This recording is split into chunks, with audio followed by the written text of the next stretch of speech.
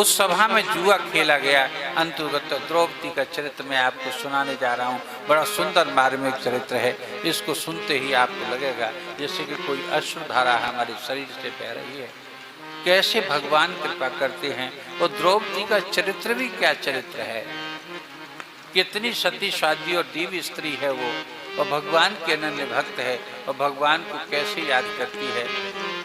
अब तो वो सब कुछ हार गए कि पांचों पांडव भी तुम्हारा शरीर शेष है। धृतराष्ट्र बैठा हुआ है उस सभा में, एक बड़ा विशाल भवन है, उस विभाग में ऊंचे ऊंचे मंच लगे हैं, उसमें द्रोणाचार्य बैठे हुए हैं, उसमें कृपाचार्य जो उनके कुलगुरु के रूप में थे वो भी बैठे हुए हैं, उनके साले हैं द्रोणाचार्य के, उनकी पत्नी कृपी के वो भाई हैं। ये दोनों संग संग पैदा हुए थे, जुड़वा पैदा हुए थे, कृपाचार्य और कृपी। आदरणीय भक्तों, इधर भीष्म पितामह जैसा महातेजस्वी बैठा हुआ है, लेकिन मेरे भाई हो, जैसा कोई अन्न खाता है वैसा ही मनुष्य का मन बन जाता है। पाप का अन्न खाते खाते धृतराष्ट्र और युधिष्ठिर का, धृतराष्ट्र और दुर्योधन का अन्न खाते खाते भीष्म का भी मन मैला हो गया। द्रोणाचार्य तो लोभ में वृत्ति में आई गए थे, उनके गुरु थे, जैसा वो परिवार कहता था, जैसा धृतराष्ट्र कहता था, जैसा दुर्योधन कहता था, वैसा वो मानते थे उसको, क्योंकि सर्व सुख उनको दे रखा था। आखिर उनकी विश्वविद्यालय के वो कुलपति थे, कुलाधिपति थे, सर्वश्रेष्ठ थे, सर्वोच्च पद पर थे। गुरु द्रोणाचार्य वो भी सभा में बैठे हुए हैं, उन्होंने पांचों पांडवों को भी उसी गुरुकुल में शिक्षा दी है, उसी विश्वविद्यालय में शिक्षा दी है, और 100 कौरवों को भी उन्होंने शिक्षा दी है। वो सब समाज बैठा हुआ है। अंत में कहकर ये 5 शेष हो तुम तो अपने शरीर को दांव पर लगाओ। उनका शरीर भी दांव पर लगा दिया गया। दुर्योधन ने सोचा कि ठीक है तुम कहते हो तो अपने शरीर को और शरीर के बदले में अब तक जितना जीता है वो सब तुम्हें मिल जाएगा अगर हम हार जाते हैं। इस लोभ से कि अब तक जो बिगड़ा है, अगर हम जीत गए, हमारा शरीर पासे, हमारे युधिष्ठिर ने सोचा कि मेरे पक्ष में पड़ गई तो मुझे कम से कम फिर मैं जुआ नहीं खेलूंगा, उठ करके चल दूंगा इस द्यूत भवन से, इस जुआ के क्षेत्र से, इस सभा से। अंत में वो भी पाशा, क्योंकि वो उसमें भावी ऐसा था, शकुनी ऐसे पासे डालता था या वो ऐसे पासे पड़ते थे कि वो जीत कौरवों की होनी है उसमें, वो तो छल था, कपट था। अंत में वो फिर डाले गए और पक्ष में उन्हीं के शौक, अब वो हार गए। जब हार गई तो आप हमारे अधीन हो गए हैं। शनै शनै पापाचार की ओर दुर्योधन बढ़ रहा है, धीरे धीरे दुशासन उसका छोटा भाई वो पापाचार की ओर बढ़ रहा है। धृतराष्ट्र देख रहा है, एक हुंकार थी भीष्म पितामह की कि वो जुआ हो नहीं सकता था। उन्होंने त्रिलोकी को जीत लिया था भीष्म पितामह ने, न धृतराष्ट्र उनके सामने टिक सकते थे युद्ध में। एक हुंकार में न 100 कौरव टिक सकते थे, एक हुंकार में वहीं युद्ध समाप्त हो जाता। लेकिन जिसका मन क्रीत हो जाता है, खरीद लिया जाता है, सेवा से खरीदना कई प्रकार का होता है मेरे भाई, कोई पैसे से खरीदना नहीं है, खरीदना अन्य प्रकार से भी है मेरे भाई। सेवा से भी लोग खरीद लेते हैं, चाहना की वस्तु और स्त्री देने से भी लोग बिक जाया करते हैं। नाना प्रकार की सेवा शुश्रूषा और धन वैभव से उनको एक प्रकार से उनके मन मलिन होते। अन्न के विषय में, धन के विषय में बड़ी सोच समझ करके जो अच्छे अच्छे साधु होते हैं ना, जो संत होते हैं, महात्मा होते हैं, जो तपस्वी होते हैं, जो जप करते हैं, जो न्यास करते हैं मंत्रों का शरीर में, उनके शब्दों को लगा करके चारों तरफ अपने अंग प्रत्यंग में लगाते हैं, ऐसे दिव्य पुरुष महापुरुष जो तपस्या के विग्रह होते हैं वो कभी भी किसी के अन्न को नहीं खाते। वो अपने ही द्वारा अर्जित, अरे लोगों ने इतना इतना किया है, एक कणाद नाम के ऋषि हुए थे, उन्होंने तो ये व्रत बना लिया था कि मैं कोई और अन्न नहीं खाऊंगा। जहाँ कहीं भी किसानों के खेत में जो एक एक बाल वगैरह वो छट जाती है, उनको कण कण करके बीनूंगा, फिर इकट्ठा करूंगा, उसको पानी में डालूंगा और उसी को खाऊंगा, उसी से जीवन बिताऊंगा। बोलिए वृंदावन बिहारी लाल की जय।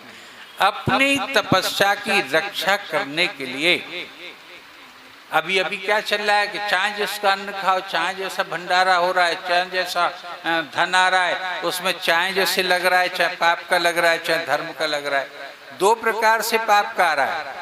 किसी सेठ ने बहुत बड़ा पाप किया और बेईमानी की, उसमें से थोड़ा सा दान विष्णु के आचार्य को दे दिया, उसमें से भी विष्णु के आचार्य को मिला है 10,000 रुपये से भंडारे में खर्च करना है, 5,000 रुपये ले करके तो अपनी पत्नी के पास रख दिए कि लो गुरु माता तुम रख लो, और 4,000 रुपया 5,000 रुपया ही कुल भंडारे में खर्च करे। जहाँ में दोहरी मानसिकता पाप की आ गई।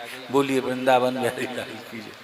वहाँ ते वो अर्जित करो सो पाप को, और यहाँ ते भी कपटपूर्ण उसको व्यवहार भो सो पाप को है। वो दिया था किसी मद में गौशाला की गायों के लिए और लगा दिया किसी मद में। बोलिए वृंदावन बिहारी लाल की है। कर दिया कोई काम उससे। ये सब जो हेरा फेरी हो रही है धर्म में, ये संपूर्ण हेरा फेरी का अन्न जब कोई व्यक्ति खाता है तो आप समझिए कि अपनी तपस्या को तो वो दांव पे लगा ही देता है। जो भगवान के सच्चे जापक हों वो इस प्रकार के अन्न को खाने से डरें, वही खाएं जिनका के कोई सहारा नहीं है, वही खाएं जो गरीब से गरीब हैं, जो छोटे से छोटे हैं। नहीं, जैसा खाओगे अन्न और वैसा बन जाएगा आपका मन। बोलिए वृंदावन बिहारी लाल की जय। द्रौपदी के सामने समस्या आत्मा से कहा। आखिर इंद्रप्रस्थ के राजा थे, एक क्षेत्र में राज सत्ता स्थापित कर ली थी। पांचों पांडवों ने जुआ खेलने सहज नहीं आए थे। अब उन्होंने अपनी उत्तरी उतार करके, उत्तरी जो यहाँ टंगा होता है सम्मान का प्रतीक होता है, वहीं रख दिया जहाँ जुआ खेला जा रहा था। उनके वस्त्र उतारने के बराबर मान्यता मिल गई कि अब हंसने लगे, ठहाका मारने लगे दुर्योधन दुशासन इत्यादि कि अब तो वो हमारी भी सेविका हो गई। द्रौपदी को दांव पर लगा दिया। फिर द्रौपदी को भी दांव पर लगवा दिया गया कि द्रौपदी बची है, वो आपके पास स्त्री रत्न है, स्त्रियों में रत्न के समान है, जिसको आप स्वयं स्वयंवर में जीत करके लाए। अंत में उस द्रौपदी को भी उन्होंने जीत लिया। अब तो दुशासन को भेजा कि जाओ द्रौपदी को बुला करके लाओ, इस भरी सभा में लाओ उसे। उस समय द्रौपदी कुछ साधारण नहीं थी, वो तो एक परिवार में, अपने ही परिवार में, जहाँ वो ब्याहता बनकर के आई थी अपने ही घर में, और वहाँ से विस्थापित होकर के वो इंद्रप्रस्थ चले गए और इंद्रप्रस्थ का राज्य स्थापित हो गया। वहाँ पर उन्होंने नाना प्रकार के यज्ञ किए। उसमें वो एक साम्राज्ञी के रूप में, एक रानी के रूप में, महारानी के रूप में, पटरानी के रूप में स्थापित हुई। और आज वो पुनः अपने पुराने घर में लौटी, धृतराष्ट्र के यहाँ लौटी, तो वहाँ पर उस पर विपत्ति आने लगी। उस समय वो रजस्वला थी। आदरणीय भक्तों, जो स्त्रियों को जो भाव आते हैं 3 दिन के लिए, उस भाव में थी। और उस समय का ये नियम था कि 5 वस्त्र या 4 वस्त्र जो बेटियां पहनती हैं, सामान्यतया रजस्वला के समय प्राचीन काल में 1 वस्त्र हो जाती थी, अर्थात एक ही साड़ी में लिपटी रहती थी 3 दिन के लिए। और एक ही साड़ी में अपना समय 3 दिन का व्यतीत करके फिर साज श्रृंगार करके स्नान करके फिर अपने उसी रूप में आती थी कि वो अपना समय, वो संकट का 3 दिन का जो प्रत्येक स्त्री के लिए आता है, उस समय को काट रही थी, समय व्यतीत कर रही थी। दंड ना करके खड़का खोल, उसका दरवाजा खोलता है उसके दिव्य कक्ष का। एकदम चौकती है, पलंग पर लेटी हुई थी, शरीर में थकान थी, हल्की हल्की पीड़ा हो रही थी। उस रजस्वल होने के कारण चौकती है। कौन के देवर जी आप? दुशासन की तरफ देख करके बोली कि हाँ मैं, अब आप बाहर चलना है। कि क्यों, मुझे बाहर क्यों चलना है? तुम देख नहीं रहे? तुम एकाएक मेरे कक्ष में आ कैसे गए? ये मर्यादा नहीं जानी कि आप कभी भी मेरे कक्ष में ऐसे अब तक नहीं आए कि अब कक्ष वालों का नहीं रहा। अब तुम न तो पांडवों की रानी रही, न वो पांडव रहे, राजा रहे। अब तो सब हमारा हो गया है, आप भी हमारी हो चुकी हो। चलो, नहीं चलती है वो कि नहीं नहीं मैं ऐसे नहीं जाऊंगा। वो अपने पूर्व आखिर राजा की बेटी थी, उसमें भी स्वाभिमान था, उसको केश को पकड़ लेता है दुष्ट, और केशों को पकड़ करके जबरन उसको खींच करके लाता है सभागार में। और जब सभागार में वो दुष्ट खींच करके लाया और ला करके उसको खड़ा कर दिया कि देखो ये आ गई।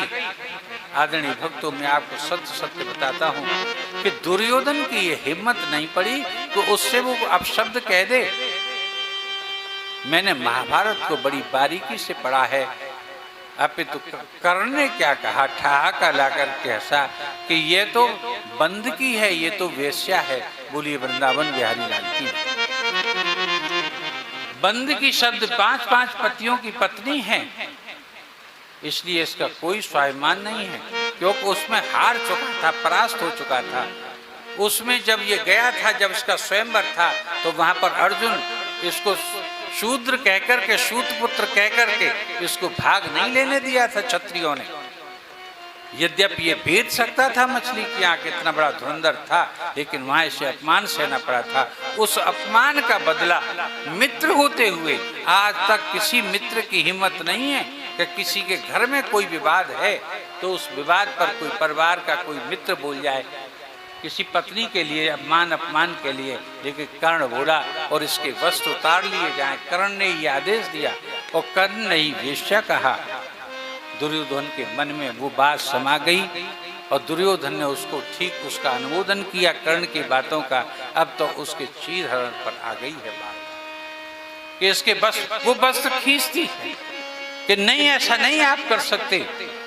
वो भी तेजस्विनी थी, तेज में आई, बहुत तेरा रोका। वो बोली भीष्म पितामह आप सुन नहीं रहे हैं, देख नहीं रहे हैं, आप मुझे कुल वधू के रूप में लाए हैं ब्याह करके, आज मेरी इज्जत उतर रही है, आप देख नहीं रहे, इनको फटकारिए, इनको रोकिए, इनको मारिए, इनको समाप्त कीजिए, इनको हटाइए। लेकिन वो भी नीचे को निगाह कर ली उन्होंने। गुरु द्रोण आप तो देखिए, आप मुझे बहू के रूप में चुन करके लाए थे। गुरु द्रोण की ओर देखा, आप मेरी रक्षा कीजिए, तो उन्होंने भी नीचे को निगाह कर ली। धृतराष्ट्र की ओर कहा कि आप मेरे ससुर हैं, मैं आपकी पुत्री के समान हूँ, पुत्र वधू के समान हूँ। जैसे दुर्योधन और दुशासन की पुत्र वधुएं हैं, वैसी तो कम से कम मेरी रक्षा कीजिए, इसमें मेरा क्या दोष है, मुझे इस स्थिति में मत आने दीजिए। मेरे ये वस्त्र को खींचना चाहते हैं। लेकिन उसने भी जब सोच लिया, जब चारों तरफ से शीश झुक गए, तब द्रौपदी ने भगवान का सहारा लिया और भगवान से द्रौपदी क्या कहती है कि गोविंद, संस्कृत में कि गोविंद द्वारिका वासिन, के हे गोविंद, कि गोविंद द्वारिका वासिन और कृष्ण गोपी जन प्रिय। हे गोविंद तू द्वारका वासी, कि गोविंद द्वारका वासिन और कृष्ण गोपी जन प्रिय। हे कृष्ण, हे गोविंद, ये दो नाम लिए। मालूम है कि ये राजा द्रुपद की कन्या थी और राजा द्रुपद सूर्यवंशी था, ये चंद्रवंशी नहीं था।